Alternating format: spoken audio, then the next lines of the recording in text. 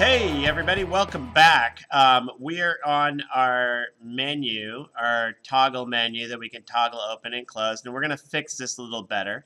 What I want to do is I want to have the menu slide from seemingly underneath the website project, and we're going to play around with our styles a little bit as well. And so in order to do this, we're going to be playing around with a couple of new CSS properties that I haven't been talking about much in this video. The first one has to do with the position property, and the second one has to do with box sizing. Okay, so we're going to use a couple different articles here. You've got positioning. W3 Schools has a good article. CSS Tricks has a good article on position. And then CSS Tricks also has a great one on box sizing. I'm going to use that one for this. And we're going to use the editor to show you some of the other things. Okay, so the idea here is we want to make a menu seemingly slide from underneath the website project. So we need to find a way to actually put something behind something else. We also want to move it up, down, left, and right. So we're going to take a look at all the various position properties, and then I'll explain what we're going to do, why, and how. And then we're going to fix it because there's going to be a few issues that are really annoying that we're going to want to change the box sizing to make it easier to work with. Okay, but let's talk about position. You got 5 different position values. Anything that's the green div is the element that is adjusting the position. If you set a position to static, it's just normal position, just the way it always works. So we'll take a look at this paragraph here. So we have a position of static, we have a header 2 which shows the position, a paragraph, and a div with a class of static. It just appears after the paragraph just like normal. It's a block level tag, so it takes up the full width of the screen. If there was margin around it, like margin on the body, then that is enforced. If this div had a margin, that would be enforced as well. Just standard. This is the way it always works. Let's take a look at relative. The interesting thing about relative is once you add a position of relative, you can take it. It's basically take your static element and add a top, left, bottom, and right. So if we have a left of 30 pixels, we're taking that div and we're moving it 30 pixels from the left-hand side. Okay? So if I want to change that higher, I can make that 60 and run it, and it moves further to the right. The other cool thing is you can actually give it a negative left, and that moves it off to the left. You can also give it a top value of, let's say, top of 0. We'll start with straight at the top. That's normal. Let's add a 50 px on the top, and we'll click Run, and that's 50 pixels off of the top. If I do a negative 50 and run it, and it moves it up. Okay, so positioning of relative allows you to make some changes, and this is also going to give us some extra power in a moment we're going to talk about. But before we get there, let's talk about the next position, which is fixed. Fixed is kind of cool. If you want to put something and affix it. Now, you notice right down here it says this div element has a position of fixed. And I scroll up and down. All right, that never changes because it's fixed in its position. So you set a position of fixed. You can also do the bottom right with border. Now this bottom, top, left, and right has to do with the entire viewport, which is the entire window of the screen. So we're going to click over here. That div has an element of fixed. And so if we were to resize the height here, well, I'm just going to move that up. Then you notice here when I scroll up and down, left and right, well, it doesn't scroll left and right. It's kind of harder to see the fixed on there. Let's go here and just set this up. Okay, that's fixed. Sticks in one spot, stays there. Absolute is what we're going to use with our menu today. And let me just show you what's going on here. For absolute relative to work, you have an outer element. And it should be block level, or you're going to have to change it to be block level, displayed as block. And if the outer one is relative and the inner one is absolute, the inner one is always in relationship to the outer one. Its width, its height, whatever. So if the outer one, we set a width of 400, a height of 200. And let's do the following. We already know that the width is 400. If we did a right of 200, watch what happens. You can probably guess what's going to happen when we run it. Interesting. It moved it 200 off of the right. Unfortunately, you might have been thinking, oh, that would center it. It actually doesn't because we already have a width of 200. So if that's a width of 200, let's set it 100 pixels off of the right and run it. We've just horizontally centered that div. It is horizontally centered because we have the width of the parent container as 400 pixels. This width is 200 pixels. That's half of the total width, which leaves us 200 pixels to work with. If we set the right at 100 pixels, it moves it off of the right at 100. If we do the same thing for left, it should be exactly in the same spot. It moved a little bit. Okay, that happens. There's probably has something to do with padding or something like that. But the point is you can move this stuff off to the side. We can do a negative value again, and it moves off to the left. And so what we're thinking about doing is adding the parent container, a position of relative, the inner one absolute. And let me show you one more position, which is kind of cool, and that is sticky. Sticky, sticky, sticky. You see it says I am sticky. Check this out. Okay, I am sticky is down here, and I start to scroll. This thing pops up to the top, and then it just stays there. It's fixed now, and now it's not. So it basically, once you get to a certain position, it fixes itself. So it starts relative, and it turns into fixed once we move into place. So we have to give an offset position in the viewport.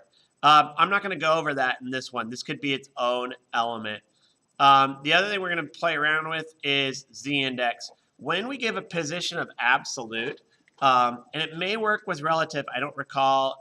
Once it's absolute, we can change its Z-index, which can move it in front of or behind other items. So this image has the Z-index of -1. If I give it a Z-index of 1 and I run it, it goes in front of the item. So Z is a front, back, forward, backward, and it's usually just it's set in integers. The lower the number, the further away from the viewer it seems. The higher the number, the closer to the viewer. And so we can actually stack multiple items one on top of another using the Z-index. And because we can do animations, we can also animate the changing of that. So these are all the items we're going to put together. And I know I've gone into a lot to describe it, but from here on out, we're going to be fixing it. And then as soon as we come across our first issue, we will deal with that using box sizing, and I'll explain what that is and why we're doing it. So we're going to go into our code, and we're going to start modifying it. If you look here, you'll see I'm using a different editor. It's Visual Studio Code. I really like this one. My Atom editor was my favorite up until recently, but it started running these errors because I was doing some Python programming or something, and it kind of broke on me. So I just decided I'd switch editors. So this is the one we're using.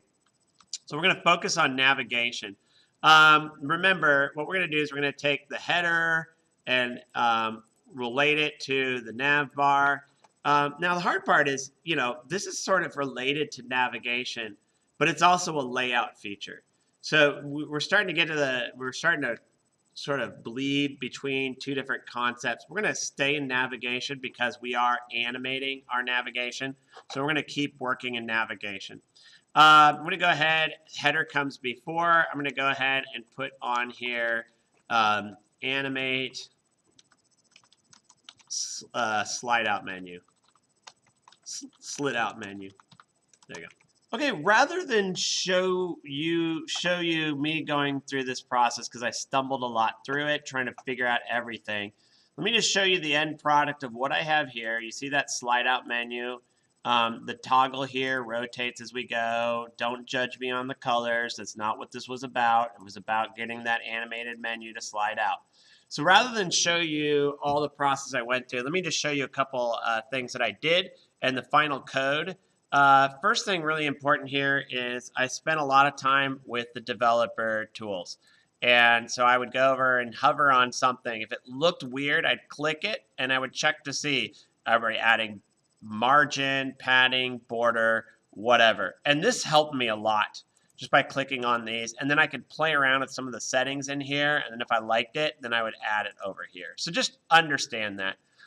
Here's what I did. Number one, in layout, I added a header, article, sidebar, footer, main. I wanted to target all of these. I gave them all a padding of 1 rem and 0.5 rem, a little bit more on the top and the bottom than the left and the right. That seems right to me whenever I do it. So this is my go-to move for padding. Notice it's not margins. And then I set the box sizing at border box. Wouldn't hurt to set margin at 0 just to be safe. Let me make sure that that doesn't affect anything. Whenever you set a value of 0, you do not need to set measurements. Let's hit refresh and make sure I didn't kill anything. Everything looks alive. Good. Great. Okay. So I did that in layout. So our first work in layout, really. Now let's take a look at what we added here. Our header. And this thing, so we added a position relative. It's because it's the outer container. Here, let's go ahead and open up. Let's go to the page we are working on.